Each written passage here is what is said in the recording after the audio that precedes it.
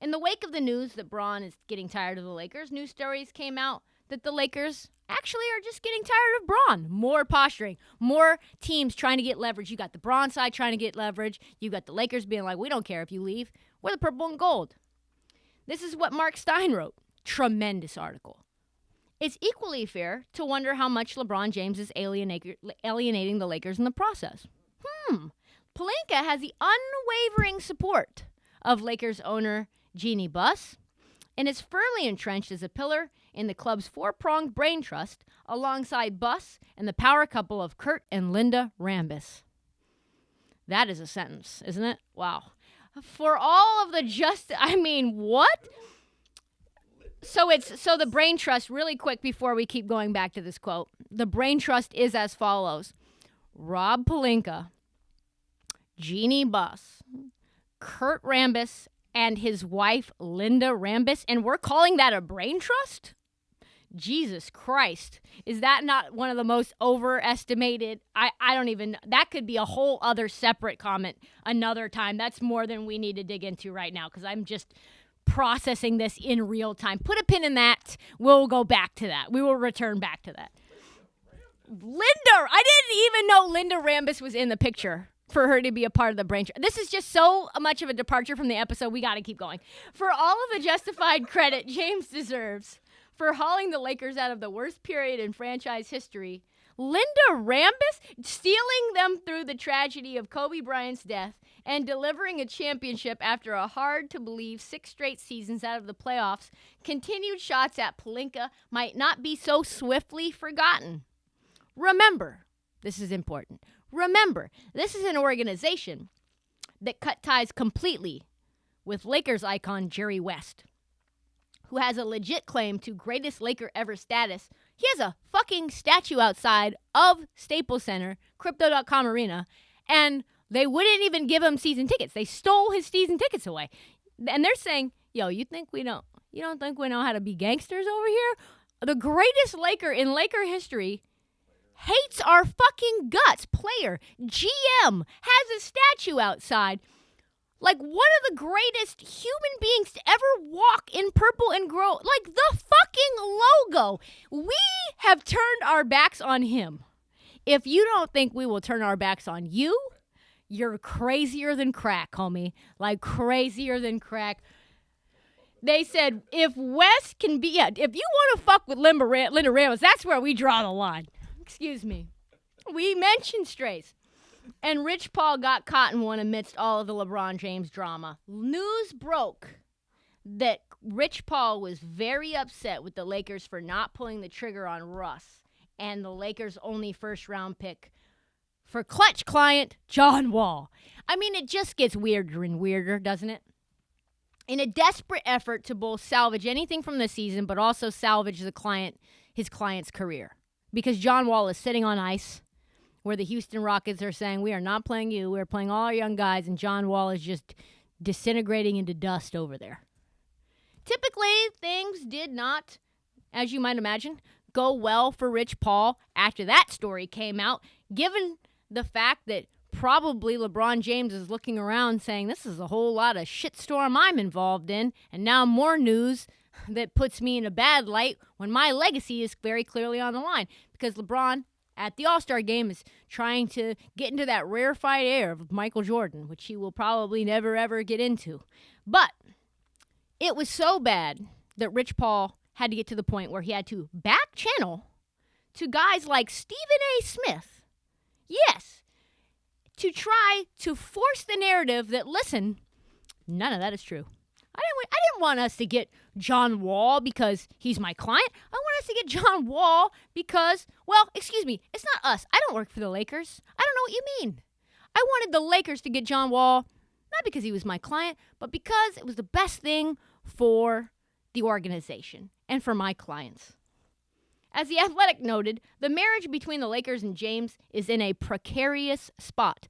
You fucking think? I mean, this is so bad. The relationship between Clutch Sports, led by James's agent, Rich Paul, and the franchise is at its lowest point. Decisions made in July, August, and ahead of the February 10th trade deadline have led to a dysfunctional situation, and it's becoming increasingly clear that the Lakers need to come to terms early with James. August 4th, specifically, or part ways. Oh my God. That is when James is eligible for a 2-year extension that could max out at $97.1 million through the 2024-2025 season. All of this, folks. Just think about all of this news that took me 30 minutes to give you. All of this to process. All of this happening in the middle of the All-Star weekend. All of it. On not just the All-Star weekend, though. The 75th anniversary of the NBA, where we are celebrating the 75 greatest players of all time and the 75 best individual performances. And LeBron James says, you know, I get all that, as Stephen A. Smith, and I get all that. But this shit's about me. No one was more aware of the moment. If you're thinking, well, maybe Bron was just like, not really thinking about all that. You know, he's answering questions on the fly. I mean, that's a lie. But he's answering questions on the fly. But no one more aware of this than Bron, who said more things about himself, as you might imagine. I've held the title of ambassador for the NBA for a long time. Nobody told me to do it. Pause. Actually, no one asked you to do it either. No one asked you to do it. It's just like you walk into someone's house, you start cleaning it. No one told me to do it, but who else was going to do it? He says, no one told me to do it, but I felt like if I wasn't going to do it, who was? So I took that responsibility, and I'll continue to do it till I'm done playing the game. Fam. We'll move on. There's so much here. And it was a huge weekend for Bron personally. First, he got the chance to settle rumored beef with Michael Jordan. I don't actually know if it was settled, but he thinks it is. Quote, Bron says this, I did not want to lose the opportunity to shake the man's hand that inspired me throughout my childhood. I haven't had much dialogue with him in my 20 years or 19 years in this business, but part of me wouldn't be here without MJ's inspiration. I wanted to be like him growing up. I didn't want to waste this opportunity just because we're not in, and he wanted to say in a great place, but he said not in the same building. Literally, there was an ellipses. Just because we're not in we're not in the same building a lot and haven't been in the same building a lot throughout my career, but it meant something to me. That paragraph right there, also, we could put a pin in and dissect and explore another time. I mean, people forget, like, there was no relationship between the two of those guys because, one, LeBron James was anointed the next Michael Jordan from the time he was probably just dropping his balls. And two, they never played together. They never played against one another or on an all-star team together in the NBA.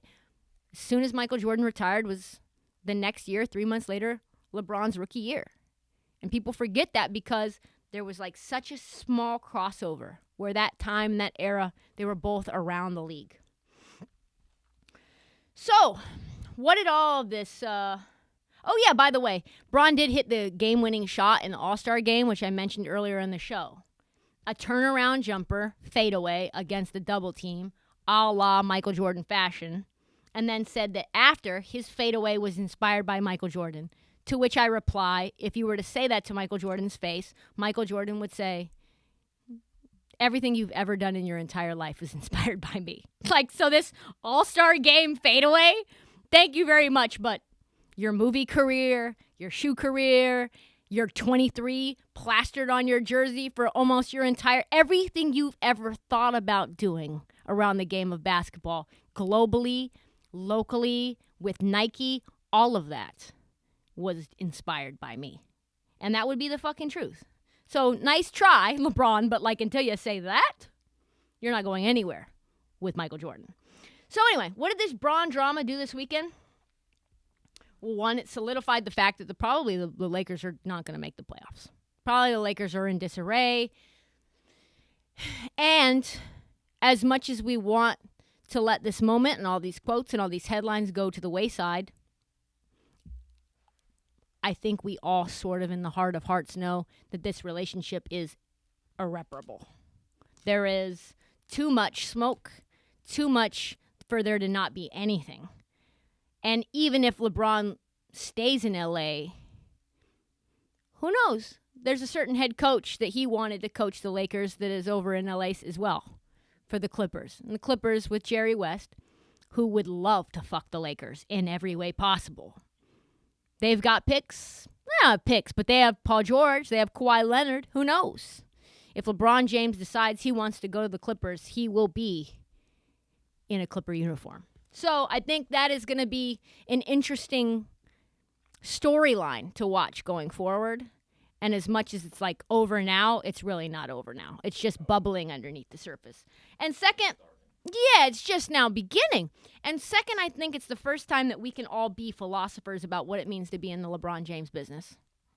I don't think any of us thought there were, until now, because there's been multiple times and multiple teams and multiple situations that he's done this, with coaches, with drafts, with picks, with trades, all of that. Him forcing and exerting his will after he left Cleveland the first time, because he didn't do a lot then until he went to Miami. That getting into the LeBron James business comes at a cost. It does. And we're starting to see what that cost is you might be a contender for 2 to 4 years, and when he leaves, you are completely rebuilding your franchise potentially for the next decade. If you allow him to do everything he wants you to do, he will empty out every single bit of your cupboards and coffers for him, which is why he tweeted effusive praise for GM Les Snead, who traded every single thing under the sun for Von Miller and OBJ and Matt Stafford and so on to win right now. And he showed a photo of Les Snead at the parade that said, fuck your draft picks. And he said, legend. That's the kind of man I like. Holy shit. That's what it means to be in the LeBron James business. Is it worth it? Is the amount of money that you make from him being with your franchise? Is the amount of drama that comes along with him? Is the amount of contention and time in the playoffs, is it all worth it? Well, now that he's on the wrong side of 30 and almost to 40, I think that the answer probably is no. And we see how perilous it is to give him what he wants, and we also see how perilous it is to not give him what he wants. The drama now has shifted west. It's done. Harden, Simmons, Kyrie, done. Everything now, all of the drama, all of the strife, all of the question marks surround LeBron James and his extension and relationship with the LA Lakers. And I promise you there will be piece after piece after piece written, created for video, etc., around LeBron. It is not even close to over. And third, since he says he wants to play with Bronny, and he'll do anything that he wants, he will do anything that he can to play with Bronny, regardless of how much money he ends up making, which will probably be a veteran minimum. A LeBron James on a veteran minimum to play with his son, who is probably not a caliber of talent that would be taken very highly without Bron in the picture. I think we're all starting to think about a world post LeBron James and a world where he bullies another team again in his final act. Nobody more than Adam Silver has been thinking about this, more than him, I guess. He says this: I want to be absolutely clear. This is like one of those no one : situations where it's like no one, and then you see something. It's like no one, and then Adam Silver. I want to be absolutely clear. I am not prepared to talk about the post-LeBron James era. No, I mean, we didn't ask you if you were. And I don't think it's because I'm in denial, he says. He said this: I don't think the reason I'm not prepared to talk about it is because I'm in denial. He won a championship less than a year and a half ago. From my standpoint, LeBron James is still playing at the very highest level in the league. At some point, a new player or players will emerge, I think, to take that leadership mantle in the league. It seems that they always do, but I'm just not prepared, even in the slightest, to start thinking about the league without LeBron. Actually, Adam Silver, I think that's pretty much the textbook definition of denial. Like, I know, as soon as someone says it's not because I'm in denial, they are actually because in denial.